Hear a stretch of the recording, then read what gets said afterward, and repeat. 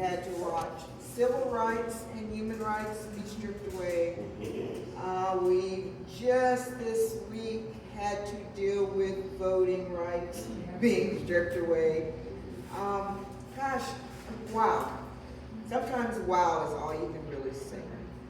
It's unbelievable. We don't really expect these things to happen. But my granddaughter, 8 years old, has fewer rights than I have. Think about that. Our grandchildren and children have fewer rights than our mothers and grandmothers fought for on their marches in Washington, D.C. This is just crazy to me. But that's on a personal note, and I see enough head shaking to know that I'm not alien in this, that we have come to expect certain things out of our governing body, and we expect them to represent we the people. And I feel like that's not being done. So our next question is dealing with voting rights. I know it's going to be difficult to really get out there on what's going on today because none of us have that magic ball. But we will have Robert go first, Chris go, and then Kimberly. The voting rights question is, how would you work to increase voter participation and confidence in the electoral process? And of course, these questions were written before all of this came about. So if you want to put a little spin on it, just to let folks know where you stand on what's happening, I'll give you the question one more time. How would you work to increase voter participation and confidence in the electoral process? And we'll start with Robert. Okay, with that, I think one thing we could definitely do better is understanding why voting is where it is now.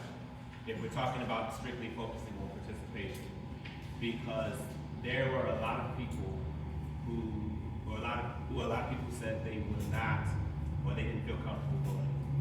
And we have to understand why. What was missing? What was the disconnection there?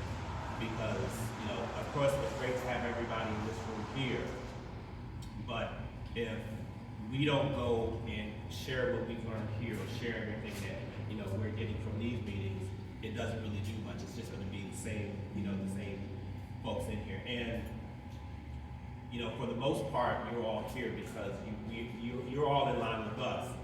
But there's people out there, there are voters who are not sure. They're not comfortable enough to come into these meetings. They're not comfortable enough to fully, they don't like the other side, of course, but they're not comfortable enough to, come fully on our side of things.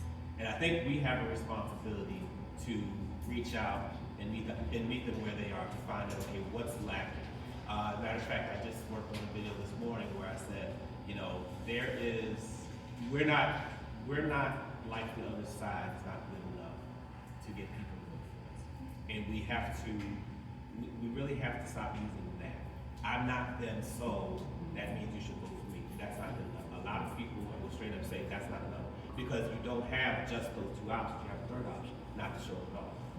And that's what a lot of people did because all they got was we're not as bad as or we're not as bad as them, but they said, well, I'm not really comfortable with you either, so I just won't show up to begin with.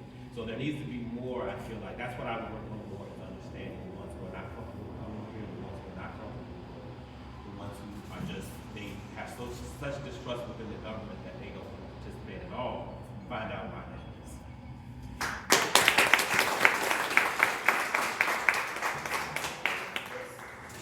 Well, I think what you said in your introduction about when you were framing this question was absolutely relevant, and that's expectations. What I'm running into is that there seems to be like a bulwark that incumbents seem to enjoy, while upstart candidates like us up here have to negotiate and overcome. And that's failure to have any expectations of our representatives. I've had people try to frame it, it's like, well, how can you sit there and give them a different choice?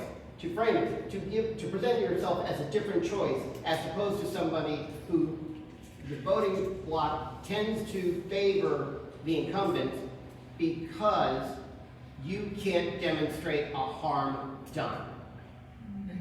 To which I say, have you been to the gas pumps lately? Have you heard about this little, incursion? The word is incursion in Iran? Because what it is going back to the expectations that you said. They know, Gus Bill they know that we are conditioned to not expect a lot of them. It should read on Gus Bill business card. Unremarkable in a remarkable number of ways. We have to stop. We have to stop settling. We have to get out there. We have to get votes. We have to get people to participate. And I realize that people have misgivings about their government and their representation. I understand that. They tend to, when people are a lot younger, they tend, especially with people that are under 30, who now realize that they're not going to be able to do better than their parents. Frame it to them. Say, you have to participate because whether you like it or not, it sucks. You have the most to lose. So you need to get out there, we need to get the people and let people know that they can expect more from their representatives because they actually deserve more than what they're used to getting, period.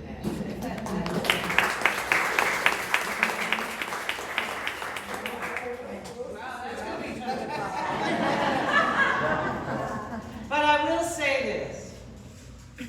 When I first moved to Florida 42 years ago, from the Washington, D.C. area, where government was the company town. It was the company business.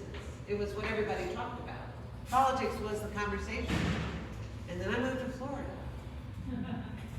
And I was told by a majority of our Republican neighbors, mostly, we don't talk about politics. You're in a bar, don't you know better? We don't talk about politics. That is by design. But what I have heard when I've lived in diverse communities on purpose, I live in the center of Hillsborough County, in what is a largely black community. And when I would go to those communities and talk to them about getting out and getting involved, I would hear, we only see you just before the election. Why do I need to listen to you? So to your point, when no one shows up, when we don't expect our representatives to show up, we get that. But I was raised in a household, because I was living in D.C., that my father would come home after he got a guy elected to Congress, and we were from Louisiana, so I understand that Southern strategy thing. And he would come home each day and say, hi, this is what happened on Capitol Hill today. And as, no matter what age you were, you had to answer a question he would ask. So what do you think about that?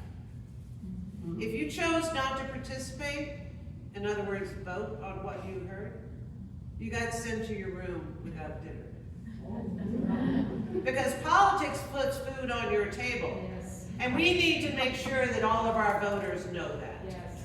And that's one of the reasons why it's critically important Yes. for everyone to understand why the Electoral College needs to be dismayed.